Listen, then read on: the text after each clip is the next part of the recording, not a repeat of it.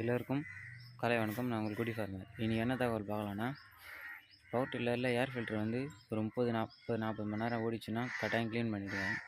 அதை பற்றின ஒரு சின்ன தகவல் ரிவ்யூ பார்ப்போம். ஏர் ஃபில்ட்ரு 30 மணி நேரம் ஓடிச்சுன்னா கட்டாயம் க்ளீன் பண்ணிவிடுவேன். இப்போ க்ளீன் பண்ணிட்டேன். க்ளீன் பண்ண அப்படிமே கையெல்லாம் டஸ்ட்டாக இருந்தது, அதனால் போட முடியல வீடியோ. க்ளீன் பண்ணிட்டு சுத்தமான எண்ணெய் ஊற்றுங்க. இதில் ஃபுல்லாக டஸ்ட் ஆச்சுன்னு இருந்தது. போதுமான அளவு நல்லா கிரோசின் ஊற்றி விட்டு கழுவிடுங்க, அதுதான் நல்லது. இந்த மாதிரி இருக்கணும். ஏர் கம்ப்ரஸர் இருந்தால் அப்படியே வச்சு க்ளீன் பண்ணுங்கள். இல்லை முடிஞ்ச அளவுக்கு கிரோசின் ஊற்றி கழுவிட்டு அப்படியே ஆயில் வச்சு கழுவிட்டிங்கன்னா சூப்பராக இருக்கும். ஆயில் ஊற்றி வச்சுட்டா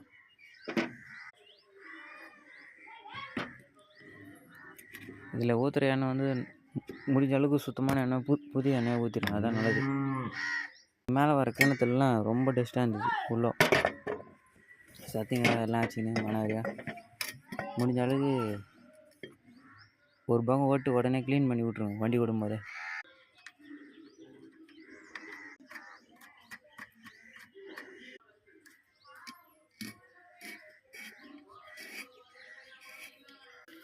ஏர் ஃபில்ட்ரு க்ளீன் பண்ணிட்டு பிறகு எப்படி சுத்தமாக இருக்குது, இந்த மாதிரி இருக்கணும். அதே மாதிரி ஒரு விஷயம் சொல்ல மாட்டேன். வண்டி ஃபீல்டில் ஓட்டும்போது 4 நட்டு ஃபுல் டைட் செக் பண்ணிட்டு ஓட்டுங்க. ப்ளஸ் இடையில் ஒரு 1 ஹவர் 2 ஹவர் ஓட்டிட்டு பிறகு மீண்டும் செக் பண்ணுங்கள். இந்த நெட்டு விழுந்துச்சு, இது புதுசாக போட்டேன், இந்த வீடியோ எடுக்க முடியல. கட்டாயம் அதே மாதிரி இந்த நெட்டு நான் ஃபுல் டைட் தான் வச்சுருந்தேன். அப்போ பார்த்தா இதுவும் லூஸ் ஆகிட்டு இருந்தது, எப்படின்னே தெரில.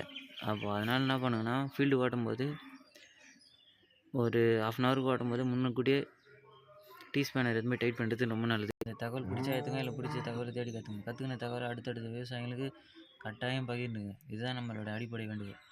என்றும் புதிய தலைமுறை விவசாயிகளுக்காக நாங்கள் குடி ஃபார்மர்.